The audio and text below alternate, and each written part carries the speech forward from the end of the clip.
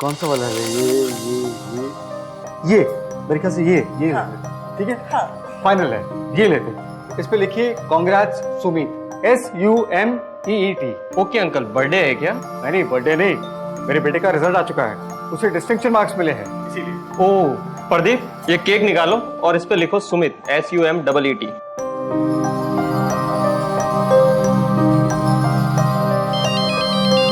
कहीं सुमित का फोन तो नहीं है ना?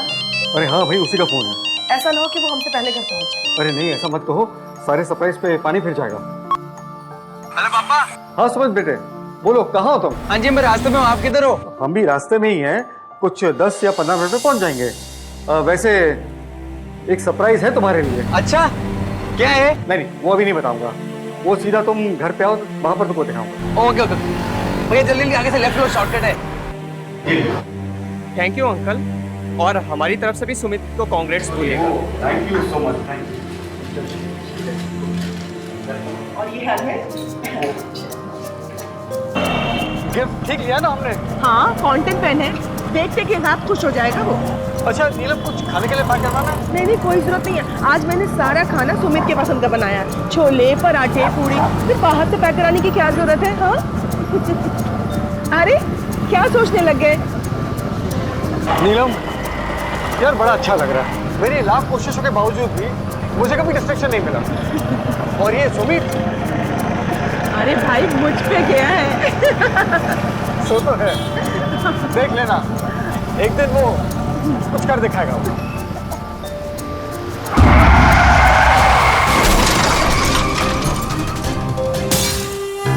अभी अभी आपने जो भयानक एक्सीडेंट देखा, जानते हैं उसकी वजह क्या थी?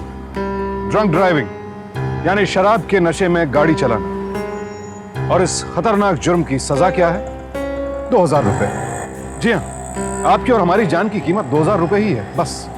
मनीष खन्ना उन लाखों बदकिस्मत लोगों में से एक थे जो रोड एक्सीडेंट्स यानी सड़क दुर्घटनाओं में मारे जाते हैं। एक सर्वेक्षण के अनुसार हमारे देश में हर साल लगभग 1,35,000 लोग रोड एक्सीडेंट्स का शिकार होते हैं, मारे जाते हैं। यानी इंडिया में लोग बीमारियों से कम रोड एक्सीडेंट से ज्यादा मरते हैं, और इनमें से 70% मौतें शराब पीकर गाड़ी चलाने वालों की वजह से होती हैं। 6 अक्टूबर 2009 की उस रात मनीष खन्ना बिना किसी गलती के अपनी जान गंवा बैठे।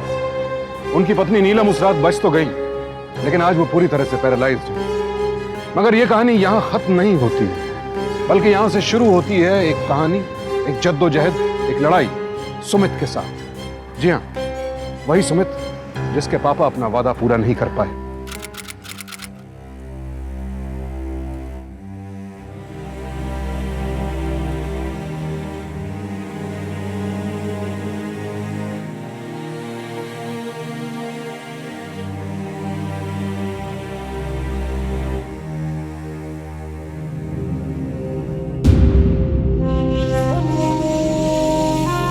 उस रात वो तेरे लिए कितना खुश थे, लेकिन अचानक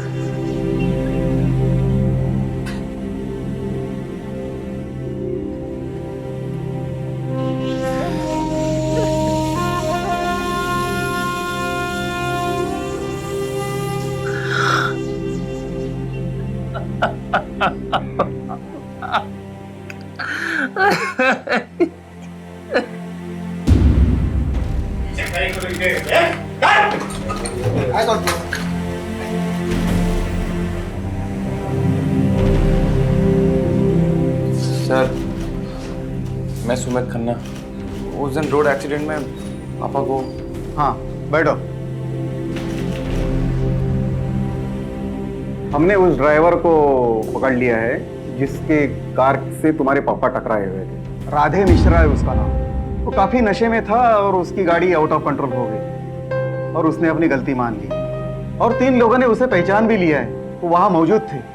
मैं दिखाता हूँ, आओ।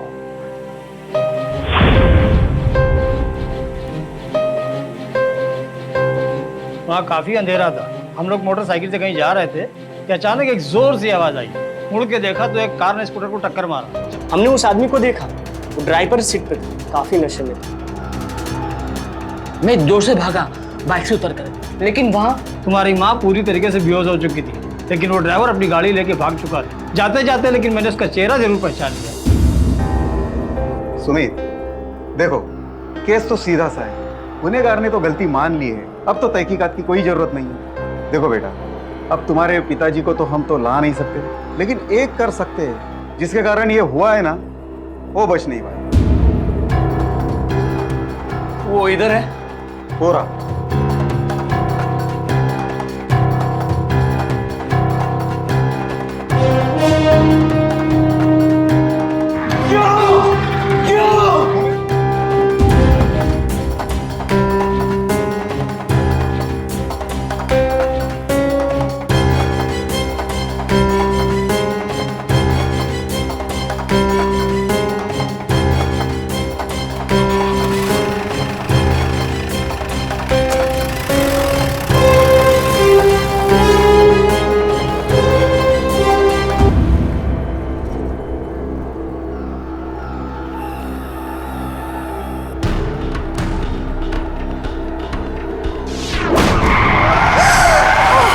कोई रोको उसे, रोको, कोई रोको उसे, कोई रोको। माँ क्या हुआ माँ? माँ वो तेरे पापा को मार कुछ नहीं होगा माँ, मैं हूँ मैं, सुमित। माँ माँ उठिए, डालेगा तेरे पापा को, मार डालेगा। कुछ नहीं होगा माँ। रोको उसे, पानी पानी रोको। पानी पीजिए माँ। वो अब किसी को नहीं मार पाएगा माँ। वो आदमी पकड़ा गया है माँ, और वो पुलिस की हिरासत में है। बहुत जल्द उसे सजा मिलेगी माँ। आप रुकिए, मैं आपको दिखाता हूँ, 1 मिनट।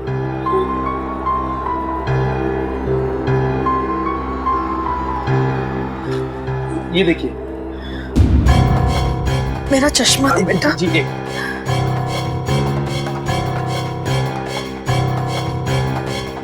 ये देखिए। जरा उठा दो मुझे। हाँ जी।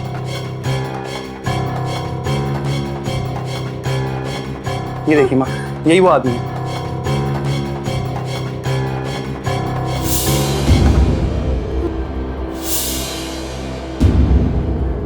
ये कौन है बेटा? यही तो है वो माँ, जो उस दिन गाड़ी चला रहा था। नहीं नहीं, ये वो नहीं है। वो तो दिखने में लड़का जैसा था, वो ये नहीं है बेटा। नहीं माँ, वो लड़का नहीं था, वो यही आदमी था। इसने पुलिस के पास जाके खुद कबूल किया है, और गवाहों ने भी कहा कि उस दिन यही गाड़ी चला रहा था। राधे मिश्रा। कोई चाहे कुछ भी कहे सुमित, मैं उस इंसान को कैसे भूल सकती हूँ? उसका चेहरा मैं कैसे भूल सकती हूँ बेटा? माँ 3 लोगों ने उसकी पहचान की है। कौन 3 लोगों ने? वो सब के सब झूठ बोल रहे हैं बेटा, सब के सब झूठ बोल रहे हैं, सब के सब झूठ बोल रहे हैं।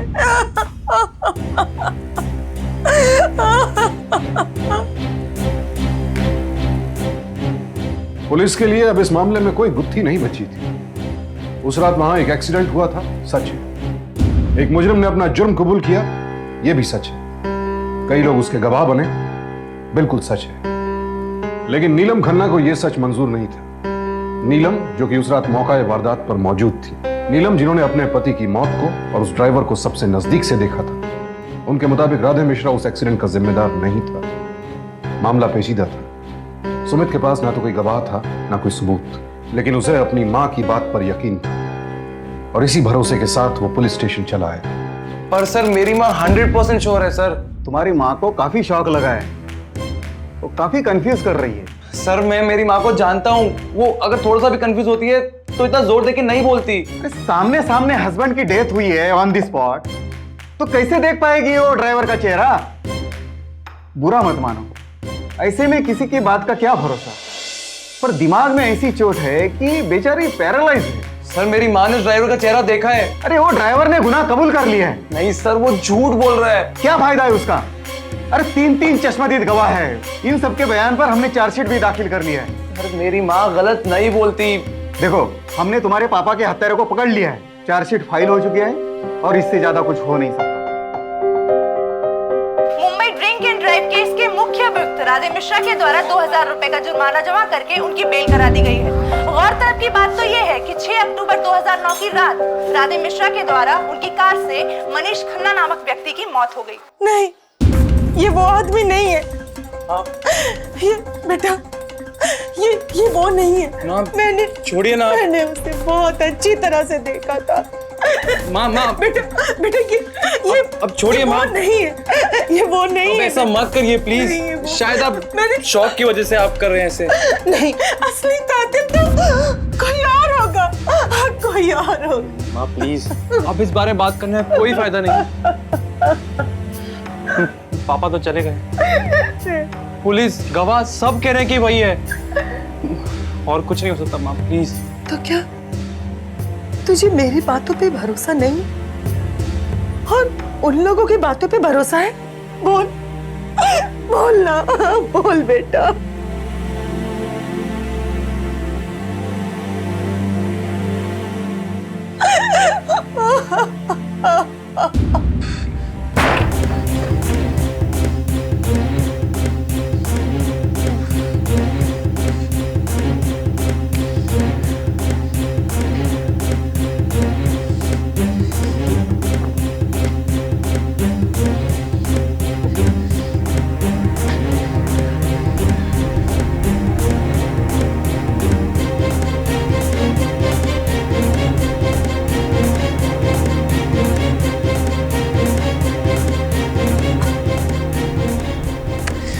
I surrendered.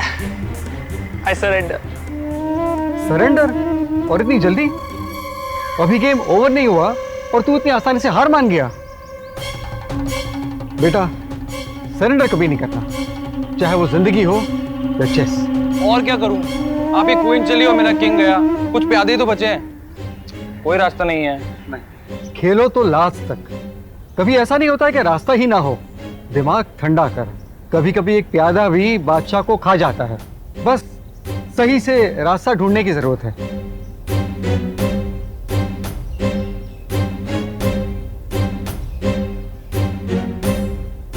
हाँ, कह तो आप सही रहे हो। ये चेकमेट। अरे वाह मेरे शेर। मैं कभी गेम नहीं छोड़ूंगा, मैं कभी हार नहीं मानूंगा पापा। बस आप हिम्मत देते रहना।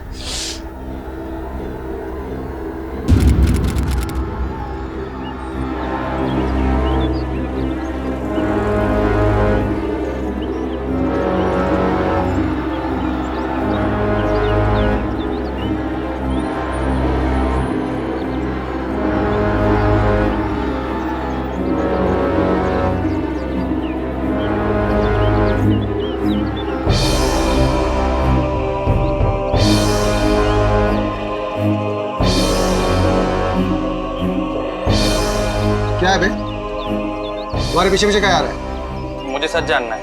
कौन सा सच? कैसा सच? मेरी मानो उस ड्राइवर को देखा है, वो तुम नहीं थे। काहे झूठ बोलेंगे? हम कोई बगलोल बुड़बक नहीं है जो सीधे सरेंडर कर देंगे। और जेल जाने में कोनो मजा आता है क्या? उस दिन हम गलती किए, इसलिए हमको बुरा लगा। पुलिस स्टेशन जाकर हमने सब कुछ बता दिए। हो गया ना?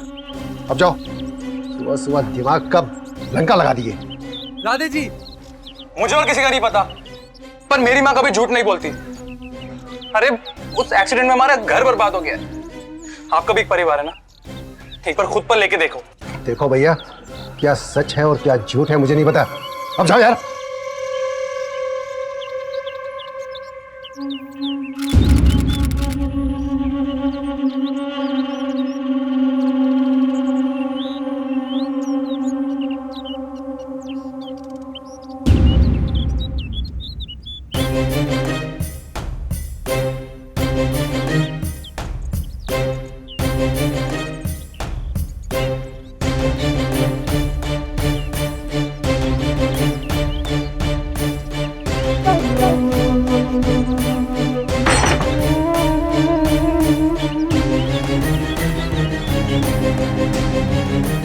क्या कर रही सब फालतू में नौटंकी? हाँ, कितनी बार कहा कि उस रात हम ही थे, हम ही थे, हम ही थे, गाड़ी हम ही चला रहे थे, बस।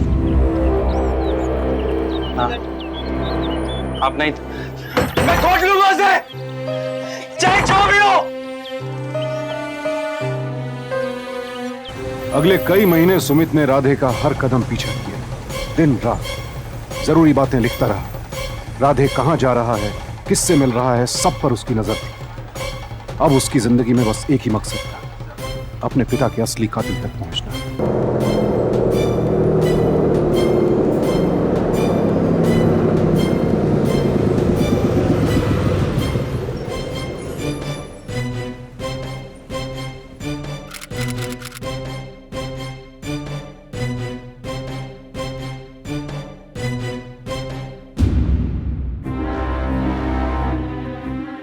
अबे साले, तू यहाँ क्या कर रहा है? गुड्डू सोया। तुझे कैसे मालूम? ये हमारे मुझे सब मालूम, आपके पूरे फैमिली के बारे में। गुड्डू ने अभी सोने से पहले मुझे पता है। गुड्डू एक अच्छा लड़का है, मेरा भी अच्छा दोस्त बन गया है। मैं भगवान से प्रार्थना करूंगा कि ये जल्दी ठीक हो जाए। कान खोल के सुन ले, अब अगर तू इस तरफ दोबारा दिखा ना, हम तुझे जान से मार देंगे। गुड्डू भी आपसे उतना ही प्यार करता है जितना कि मैं अपने पापा से करता था।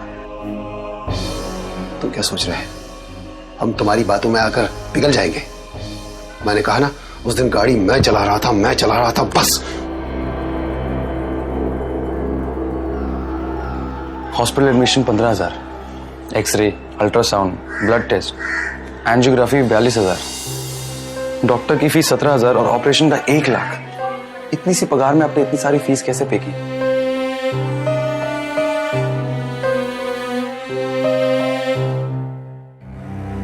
देखो, ये सब करके तुम्हें क्या मिलेगा? तुम्हारे पिताजी तो अब लौट के आएंगे नहीं, लेकिन मेरे गुड्डू की जान बच जाएगी। आप उस रात गाड़ी नहीं चला रहे थे? हाँ, उस रात मैं नहीं था,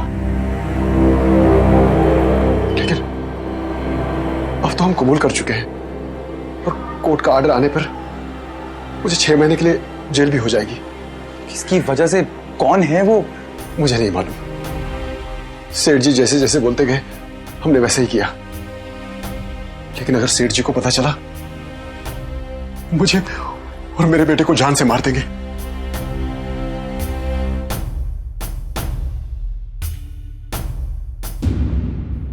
सर उस रात वो गाड़ी नहीं चला रहा था सर। सर उसने सेठ के प्रेशर के आने पे जुर्म कबूल किया है। अच्छा, ये कोर्ट में सब कुछ बोलेगा?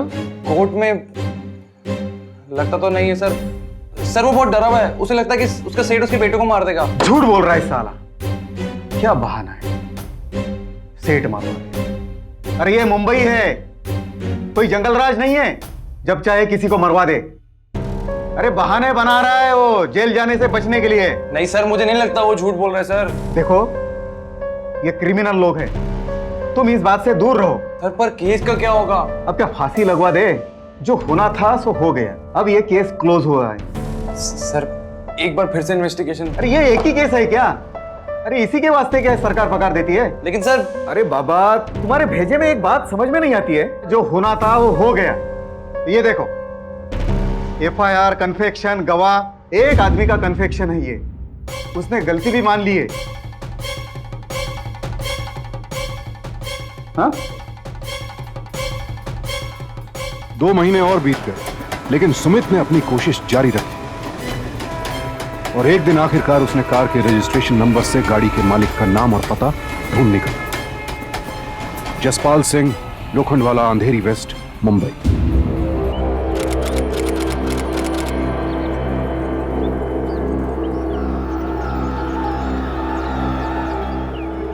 बाबा चलिए चलिए। इसका काम हो गया? इस तरह का मुझे बताइए। उठा के उधर रखो साइड। और चलो ये उधर पूरा खुल के। तो ये प्लेट रखी इधर, दूध की प्लेट पे हटाओ।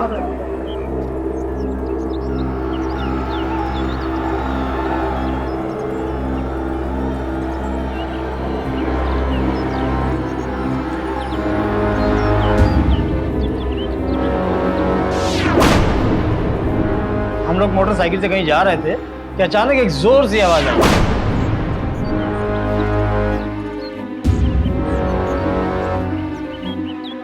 जब तक हम वहां पहुंचते कि अचानक एक आदमी गाड़ी से खून से लथपथ पड़ा हुआ था।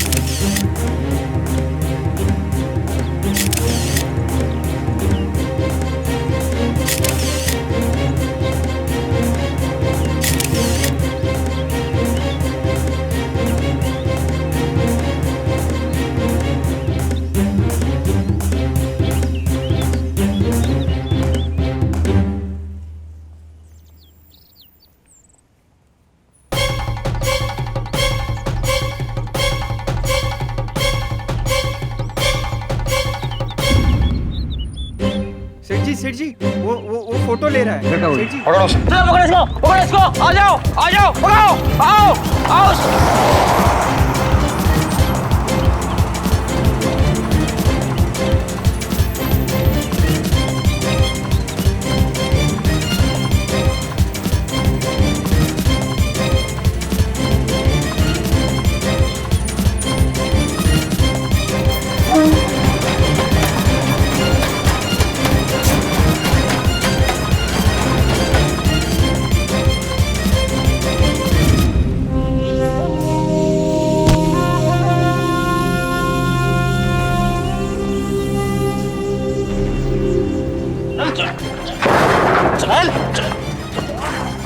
चल यार। कौन है बे तू? इसे क्या कर रहा है? यशपाल जी, ये वही छोकरा है जिसके बाप का एक्सीडेंट हुआ था। हाँ तू है? है? दिखा ना। अरे वाह, हाँ तेरा ही है। मेरे फोटो ले रहा था ना। बड़ा जेम्स बॉन्ड है। हाँ? जासूस है साले। बैग उतार साले की, बैग उतार। क्या रे बैग में क्या है? जासूस बन रहा है बे? क्या रे?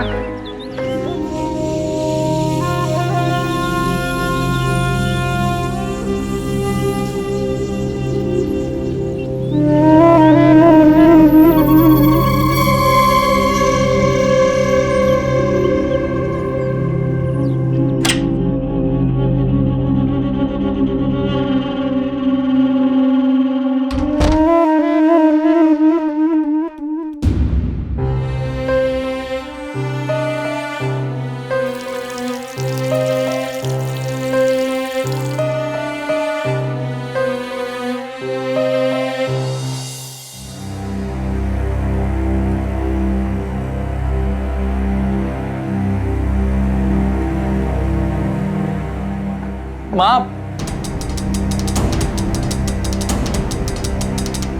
माँ, यही वो आदमी गाड़ी चला रहा था उस दिन।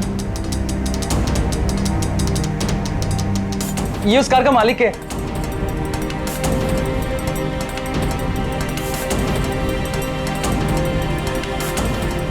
नहीं बेटा, ये वो आदमी नहीं है। वो इससे उम्र में बहुत कम था और काफी दुबला भी था इससे।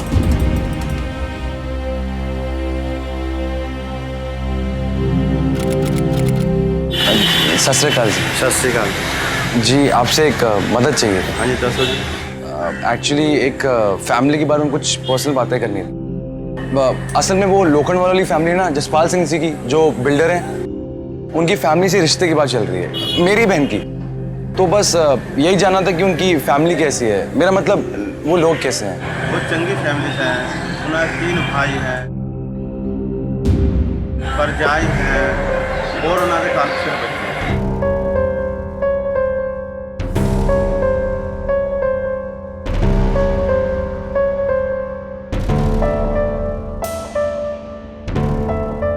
जसपाल,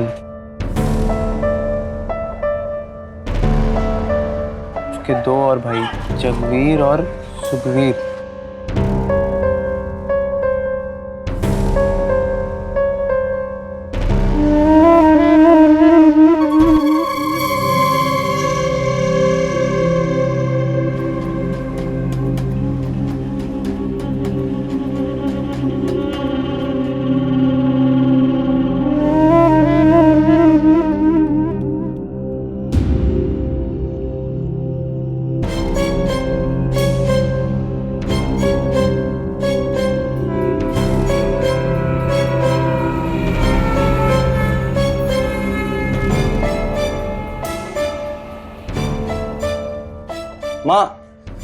माँ उठिए उठिए उठिए। आराम से।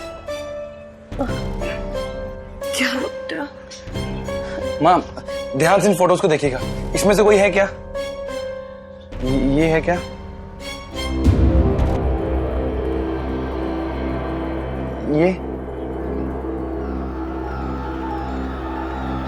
ये है क्या?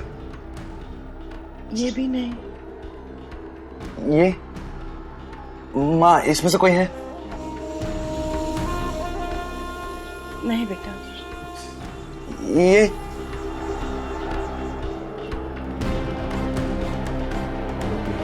माँ एक बार फिर से देखिए ना, इसमें से कोई तो पक्का होगा।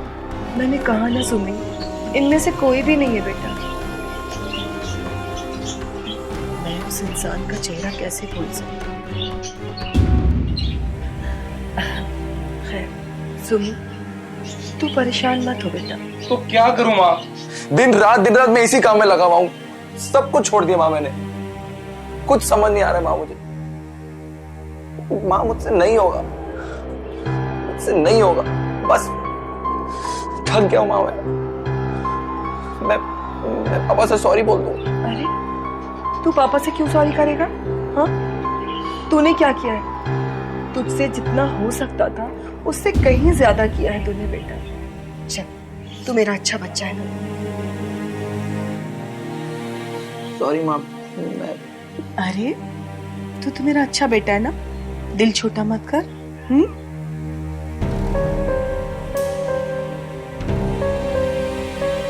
सुमित ने अपनी तरफ से सब कुछ किया।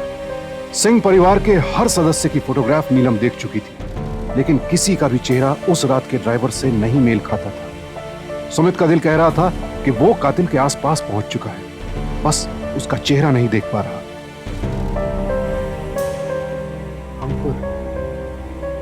ये फैमिली में सबका फ्रेंड है, पर इसकी कोई पिक्चर क्यों नहीं है?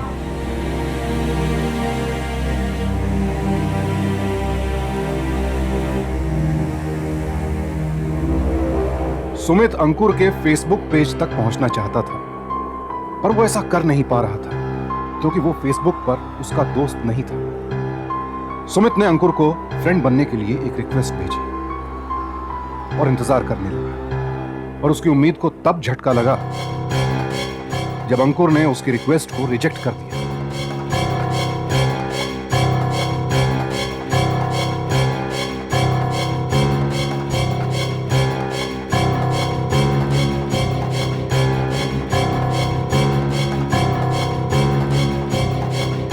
अगले दिन सुमित ने कुछ सोचकर फिर से एक फ्रेंड रिक्वेस्ट भेजी, और इस बार एक लड़की के नाम से, एक नकली आईडी से।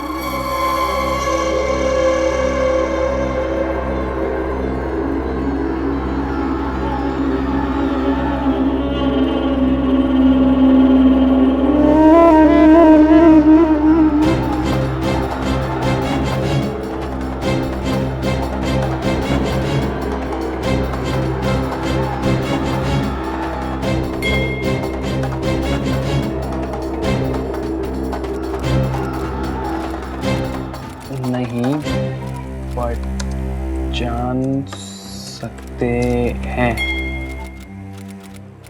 What से? फोटो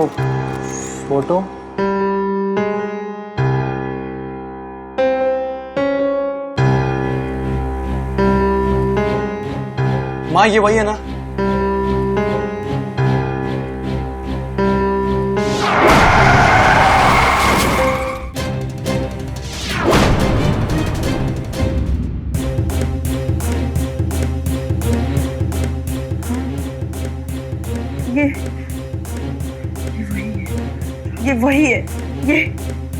ये वही है जिसने तेरे पापा के ऊपर गाड़ी चढ़ाई थी। ये वही है सुमी, ये वही है सुमी, ये वही है सुमी, वही इंसान है ये। सुमित को जिस चेहरे की तलाश थी, आखिरकार वो उसे दिख गया।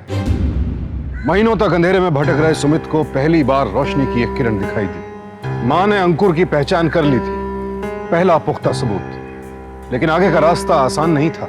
पुलिस कुछ भी सुनने को तैयार नहीं थी। अब ऐसे में कोई चमत्कार ही सुमित को इस लड़ाई में जीत दिला सकता था।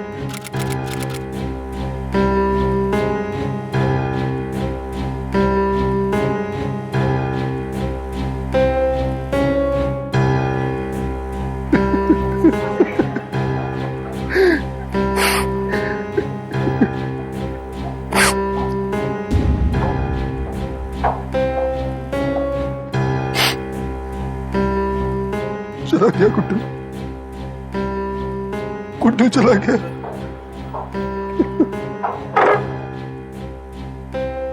मेरी गलती की सजा उसे मिल गई। आज पता चला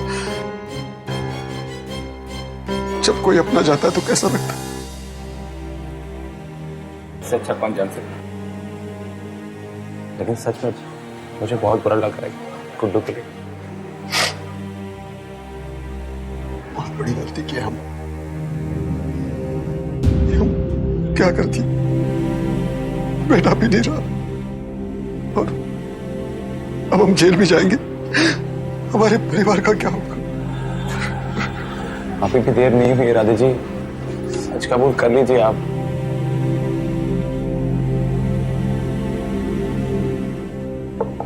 एक्सक्यूज मी सर। तुम वही लड़की हो ना जो 2 साल से अपने फादर के असली हत्यारे को ढूंढ रहे हो और वो नहीं मिला? मिलेगा भी क्योंकि वो तो है ही नहीं। नहीं सर, वो है, मैंने उसे ढूंढ लिया है। आप 1 मिनट रुकिए सर। हम हमारा बयान बदलना चाहते हैं। वो एक्सीडेंट हुआ। सर इनका नाम राधे है, इन्होंने प्रेशर में आके वो इल्जाम अपने सर पे लिया था। क्या? हमारा बेटा गुड्डू बहुत बीमार था सर, और हमें पैसों की सख्त जरूरत थी। जसपाल सेठ हमसे बोले कि ये इल्जाम अपने सर लो, 1.5 लाख रुपए मिलेगा, और बहुत हुआ तो 6 महीने में जेल से वापस आ जाओगे। हम अपने बेटे के लिए ग्लोब में आ गए थे और हम भटक गए थे साहब। सर ये अंकुर सिंह है, मेरी माँ ने इसकी पहचान की है, इसलिए मेरे पापा पे गाड़ी चलाई थी। सर यही है वो। पुलिस से झूठ बोलने की तुम्हें सजा मिलेगी, जानते हो ना? जानता हूँ साहब, मुझे मंजूर है जो भी सजा मिले।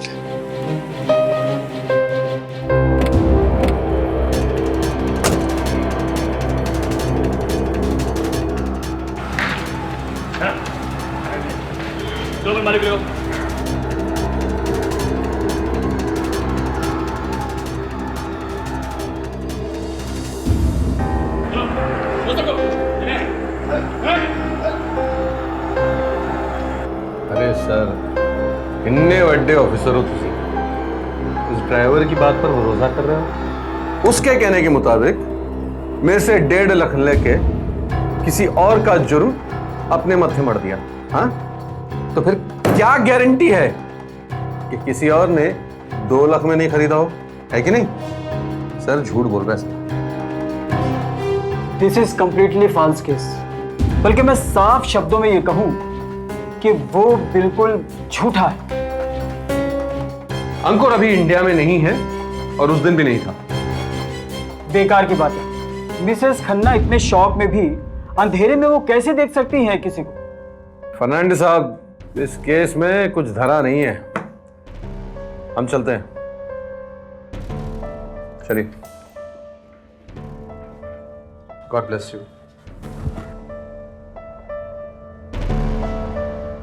मेरा दिल कह रहा है राधे और तुम्हारी माँ सही है।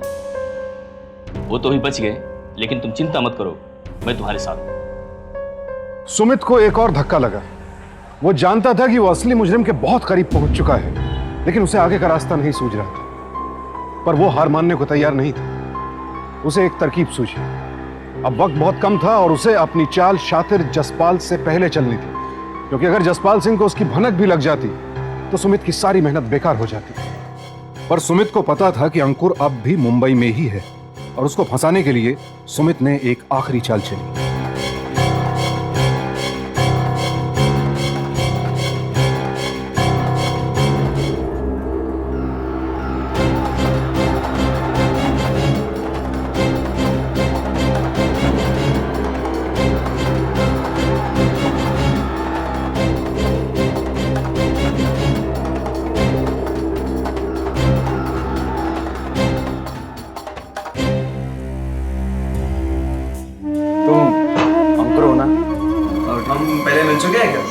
यस। किधर? मुंबई पुलिस। अंकुर सिंह, तुमसे कुछ पूछताछ करनी है। ठीक है, किस बारे में? चलो पुलिस स्टेशन बताते हैं। ले चलो। किस बारे में बताइए तो सही। चलो। Well done my boy, good. Sumit ने इस केस की पूरी तहकीकात खुद ही की थी। जब केस दोबारा खुला तो सारी सच्चाई कोर्ट के सामने रखी गई। सबूत के तौर पर पुलिस ने सुमित की खींची हुई फोटोग्राफ्स, इंटरनेट पर हुई बातचीत वगैरह सब कुछ पेश किया और आखिरकार सुमित की जीत हुई। माँ ने कर दिखाया माँ। माँ ने कर दिखाया। अदालत ने असल गुनहगारों को सजा सुनाई। आज इस केस के सारे गुनहगार जेल में हैं। उस 18 साल के लड़के ने अकेले ये लड़ाई लड़ी थी। सुमित की कहानी पुलिस डिपार्टमेंट के लिए एक सीख है। सच तक पहुंचना मुश्किल हो सकता है, लेकिन अगर कोशिश की जाए तो हमारे आपके जैसा साधारण इंसान भी क्या नहीं कर सकता। सुमित ने अपनी जिंदगी के 3 साल इस लड़ाई को अर्पित कर दिए और यकीन मानिए उसे इस बात का अफसोस नहीं है। लेकिन सबसे बड़ा सवाल यह है कि ड्रंकन ड्राइविंग यानी नशे में गाड़ी चलाने के मामले साल दर साल बढ़ते क्यों जा रहे हैं? ये एक अपराध है, मगर अपराधी कानून और पुलिस से डर क्यों नहीं रहे? जवाब सीधा है, हमारे देश में इसके खिलाफ कोई मजबूत कानून है ही नहीं। हालांकि भारत में पिछले कुछ सालों में पुलिस ने ड्रंक ड्राइविंग के पहले से कहीं ज्यादा केसेस दर्ज किए हैं, लेकिन कन्विक्शन रेट यानी अपराधियों को सजा मिलने की दर में गिरावट आई है। तो आखिर क्या तरीका है ड्रंक ड्राइविंग पर काबू पाने का? सबसे पहले तो हमें ड्रंक ड्राइविंग के खिलाफ एक बेहद सख्त कानून की जरूरत है, जिसके तहत इसे एक नॉन बेलेबल ऑफेंस यानी गैर जमानती ऑफेंस करार दिया जाए, ताकि फिर से कोई जसपाल सिंह किसी राधे को बहका ना सके। और दूसरा, इस अपराध के लिए जुर्माना बढ़ाया जाए। और तीसरा, पुलिस को और ज्यादा पावर्स दी जाए, ताकि कोई भी शख्स नशे में धुत होकर गाड़ी चलाने से पहले 10 बार सोचे। और हम सब जागरूक नागरिक बने। शराब पीकर कभी भी गाड़ी ना चलाएं। सावधान रहें, अपने आसपास देखें। अगर कोई दोस्त या फैमिली मेंबर ऐसी गलती कर रहा है तो उसे मना करें, रोकें उसे। इस एक्सीडेंट में अंकुर की गलती तो थी ही, लेकिन साथ ही साथ उसके परिवार वालों और दोस्तों की गलती भी थी। उन लोगों ने उस रात क्यों नहीं रोका उसे? और तो और उसकी गलती को छिपाने की कोशिश की, कानून को गुमराह किया। पर सुमित जैसे सतर्क और बहादुर लड़के की वजह से आज वो जेल में है। इस सजा के बाद अंकुर जिंदगी में दोबारा कभी ऐसी गलती करने की सोचेगा भी नहीं। सावधान इंडिया की टीम सुमित की हिम्मत, उसकी लड़ाई, उसके जज्बे को सलाम करती है। कल आपसे फिर मुलाकात होगी एक और सत्य घटना के साथ, एक और ऐसी कहानी के साथ जहां एक इंसान ने हार नहीं मानी और अपराधियों और अपराध को मुंहतोड़ जवाब दिया। सावधान इंडिया, इंडिया फाइट्स बैक।